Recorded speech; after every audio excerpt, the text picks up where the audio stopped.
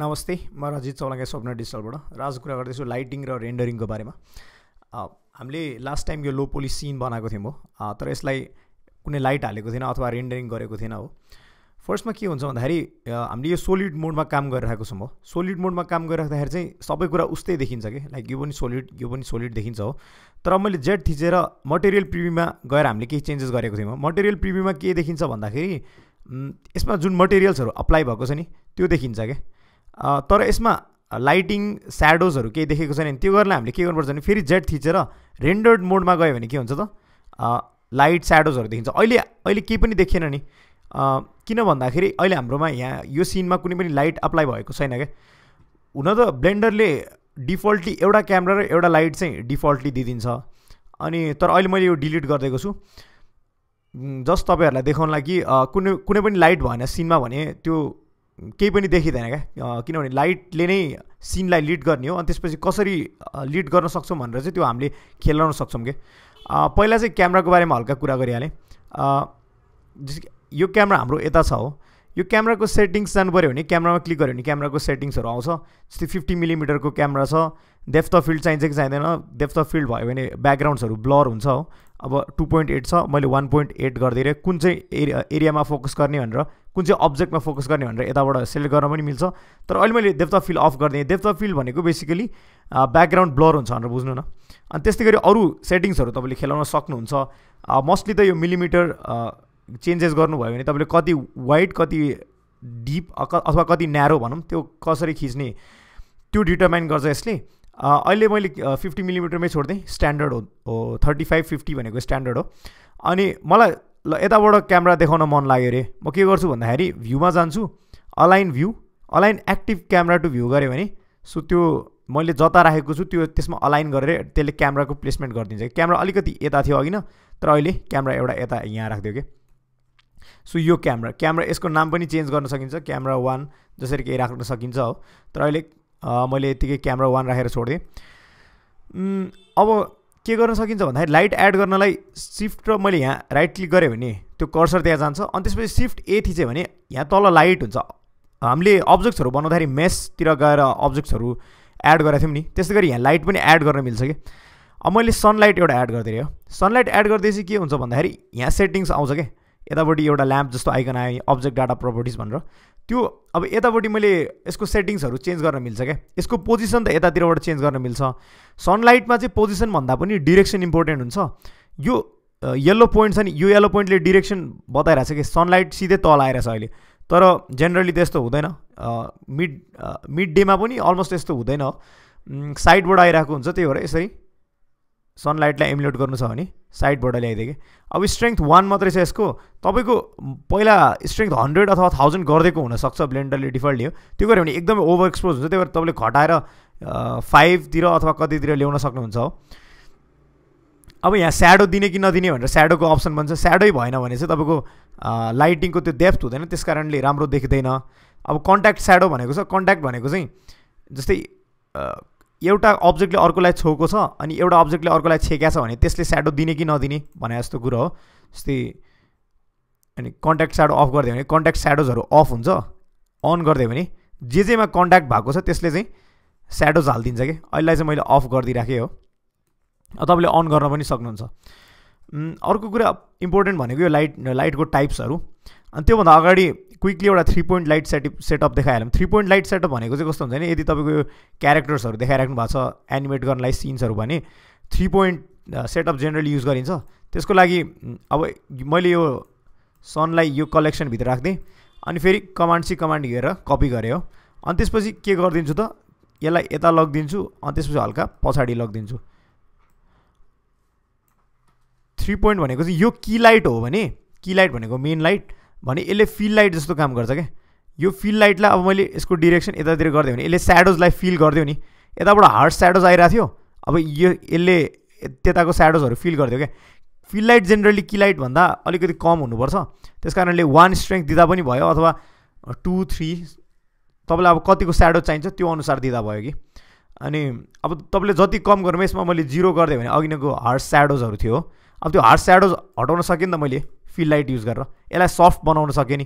त्यसै गरी backlight use गर्नु छ भने यसलाई नै मैले कपी पेस्ट गरेर कमान्ड सी कमान्ड भी गरेर यता ब्याकमा राखिदिन सक्छु पछाडितिर। अनि त्यसपछि अब कति टाढा राख्ने तपाईँको इच्छा हो। अनि त्यसपछि यसलाई क्लिक गरेर मैले यसको डिरेक्सन यतातिर राखिदिएँ भने के हुन्छ त, अब यो ब्याकलाइटको रूपमा काम गर्यो। अब अहिले यसमा यो सिनमा चाहिँ ब्याकलाइटको त्यति इम्पोर्टेन्स छैन, तर यदि क्यारेक्टर्सहरू युज गरेर राख्नु भएको छ भने तपाईँले हेयर लाइट जसरी काम गर्न सक्छ, यो सब्जेक्ट र ब्याकग्राउन्डलाई सेपरेट गर्ने त्यस्तो कुराहरू इम्पोर्टेन्ट हुन्छ। अनि जेनरली अब कलर पनि चेन्ज गऱ्यो भने सनसेटवाला कलर यसरी वार्म लाइट दिदियो भने हेयर टल्किँदाखेरि पनि अलिक पप आउट हुन्छ भनौँ न। त्यो यसरी तपाईँले सनलाइट खेलाउन सक्नुहुन्छ।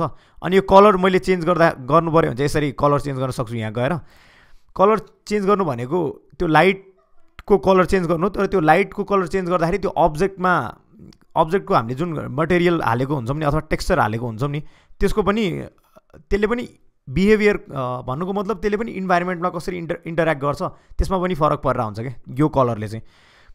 यो कलरमा अब ध्यान दिनुपर्ने कुरा भनेको यो सेक्सन भनेको वार्म सेक्सन हो, किन भन्दाखेरि यसले सनलाइट अथवा सनसेट अथवा सनराइजलाई एम्युलेट गर्छ। अनि त्यसपछि यतातिर माथि भनेको कुल लाइटिङ हो क्या। कुल लाइटिङ भनेको अब तपाईँको मुन लाइटलाई एम्युलेट गर्दाखेरि काम लाग्न सक्छ हो।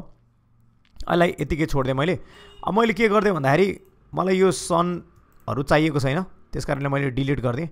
अब म के गर्छु भन्दाखेरि अब यो सनलाई डिलिट गर्न मैले यो सनलाई अब नाइट सिन बनाउन मन लाग्यो। यसलाई नाइट सिनमा के हुन्छ भन्दाखेरि कुल लाइट आएर हुन्छ, मुन लाइट एम्युलेट गर्नु पऱ्यो नि त। मुन लाइट एम्युलेट गर्नु पऱ्यो भने एरिया लाइट युज गर्न पनि सक्छौँ, सनलाइट युज गर्न पनि सक्छौँ, तर एरिया गरे पनि सन गरे पनि अलिकति के गर्नु पऱ्यो भन्दाखेरि कुल बनाइदिनु पऱ्यो, यसलाई माथितिर लग्नु पऱ्यो त्यो मुन लाइटलाई एम्युलेट गर्नलाई, ब्लुइस लुक दिनलाई। अनि त्यसपछि स्ट्रेङ्थ अलिकति कम गरिदिनु पऱ्यो, के भन्दाखेरि बेलुका त लाइट कम आएर हुन्छ नि त। सो 3 जस्तो गरिदिन्छु सन राख्यो भने। एरिया लाइट गऱ्यो भने 3 वाट अथवा 5 वाट जतिको सर्टेन हाल्न सक्दो रहेछु मैले हो। सो अनि यसको डिरेक्सन चेन्ज गर्नु पऱ्यो भने सिम्पल सनलाइट र एरिया लाइटको उस्तै छ, यसलाई यताउति गर्न सक्छु मैले हो। अनि एरिया लाइटमा त्यो सेपहरू पनि खेल्न सक्छु, तपाईँले गर्न सक्नुहुन्छ। यसको खासै त्यस्तो डिफ्रेन्स हुँदैन, तर यसले कसरी लाइट फालिरहेछ त्यसले चाहिँ फरक पारेर हुन्छ, त्यसमा फरक पारेर हुन्छ। अब मैले यसमा 3 गरेर यो मुनलाइट हो भनेर छोडिदिएँ जस्तै। अब 3 पनि होइन 2 गरिदिएँ, किनभने बेलुका त लाइट कम आएर हुन्छ नि त। अब मैले ल्याम्प लाइट अथवा फायर लाइटहरू दिन मन लाग्यो भने चाहिँ यो पोइन्ट लाइट इम्पोर्टेन्ट हुन्छ कि। पोइन्ट लाइट भनेको चाहिँ कस्तो भन्दाखेरि म यसलाई नै कपी पेस्ट गरेँ, अनि त्यसपछि तल ल्याइदिएँ। मैले यो ल्याम्प जस्तो केही बनाएको छु सिम्पल, तर ल्याम्प त होइन, तर ल्याम्प जस्तै केही बनाएको छु। त्यसलाई मैले राइट पोजिसनमा लगेँ हो, यतातिर ल्याम्पतिर, अनि वाइ एक्सिसमा जान्छु, अनि फेरि त्यसलाई यही पोजिसनमा लान्छु। सो एउटा लाइट हाम्रो अलमोस्ट ल्याम्पको पोजिसनमा आयो, अलिकति यता आएछ। सो यसको पोजिसन भनेको मैले यता ल्याम्पतिर राखिदिएँ हो। अब के गर्न मिल्छ भन्दाखेरि अब म यसलाई पोइन्ट लाइट बनाइदिनु पऱ्यो भने यो सन 001लाई मैले लाइट क्यामेराभित्र राख्छु, यो सन 001लाई म के गरिदिन्छु त पोइन्ट लाइट बनाइदिन्छु कि। अब पोइन्ट लाइट बनाइदियो भने यसले के गर्यो हेर्नु है, अघि नै सनले चाहिँ डिरेक्सनल लाइट दिइरहेको थियो एउटा डिरेक्सनमा, यसले चाहिँ आफू जहाँ छ त्यसको एउटा सराउन्डिङ जस्तो लाइट गरिदिरहेछ कि यसरी हो। अब यो सराउन्डिङ बढाउन मन लाग्यो भने म के गर्छु त यसको वाट बढाइदिन्छु कि। अब 10 बढाइदिनु मन लाग्यो, सो 10 बनाइदिएँ। अघि नै 2 वाटको थियो, अहिले मैले 10 वाट बनाइदिएँ। सो हाम्रो बल्ब जसरी एक्ट गर्छ भनौँ न यसले। अनि यसको कलर मैले वार्म गराइदिनु मन लाग्यो, यसरी वार्म गराइदियो। वार्म गराइदियो भने ओरेन्जिस एउटा भाइब्रेन्ट लुक आउने भयो क्या। अब यस्तै गरी मलाई यही पोइन्ट लाइट अर्को ठाउँमा राख्न मन लाग्यो भने के गर्छु त फेरि कमान्ड सी कमान्ड भी गर्छु, अनि त्यसपछि यसलाई त्यही पोजिसनमा लगेर राखिदिन्छु। सो यतापट्टि पनि एउटा मैले ल्याम्प जस्तो बनाएको छु, त्यता लगेर राखिदिन्छु। अब यसले फायरको जसरी काम पनि गर्यो कि, जस्तै राति क्याम्प फायरिङ हुँदैछ त्यो बेलाको लाइट हामीले एम्युलेट गर्नु पऱ्यो भने के गर्नु पऱ्यो त पोइन्ट लाइट युज गर्नु पऱ्यो कि त्यो बेलामा बेसिकली। अब एउटालाई मेबी घटाउन सक्छु, 7 वाट जस्तो बनाउन सक्छु हो। अब मलाई रेन्डरिङ गर्न मन लाग्यो भने चाहिँ मैले के गर्न सक्छु त, पहिला म क्यामेराको भ्यूमा जान्छु, यहाँ यतापट्टि टगल द क्यामेरा भ्यू भनेको छ नि, त्यहाँ गएर क्लिक गर्छु। अब मेरो क्यामेराले यसरी देखिरहेछ क्या रेन्डरिङ गर्दाखेरि चाहिँ। अब रेन्डरिङ गर्नु पऱ्यो भने चाहिँ मैले F12 थिचेर रेन्डरिङ गर्न सक्छु। त्यसको लागि रेन्डरिङ सेटिङ्स हेर्नु पऱ्यो भने यहाँ माथि छ, यतापट्टि छ सरी रेन्डर प्रपर्टिज भनेर। अब कुन इन्जिन युज गर्ने, EVहरू जेनरली युज गरिन्छ। साइकल्स भनेको हाई क्वालिटी हुन्छ, यो मेबी प्रोडक्सन गर्दाखेरि तपाईँले साइकल्स युज गर्न सक्नुहुन्छ। यो रेन्डर सेटिङ्स भनेको 64 नै ठिक छ। एकदमै हाई क्वालिटी चाहिन्छ भने बढाउन पनि सक्नुहुन्छ। एम्बियन्ट एक्लुजन जेनरली अन गरेको राम्रो, यसले स्याडोजहरूलाई राम्रो बनाइदिन्छ हो। अब डेप्थ अफ फिल्डहरूमा पनि तपाईँले केही चेन्जहरू गर्न सक्नुहुन्छ। अब मोसन ब्लर भनेको सिम्पल छ, एनिमेट गर्दाखेरि जस्तै क्यारेक्टर्सहरू मुभ गरिरहेछ भने मोसन ब्लर भयो भने नेचुरल इफेक्टहरू देखिन्छ। त्यसै गरी स्याडोजहरूको साइज सफ्ट बनाउने कि नबनाउने स्याडोजलाई, त्यस्तो कुराहरू यहाँबाट चेन्ज गर्न सक्नुहुन्छ क्या तपाईँले।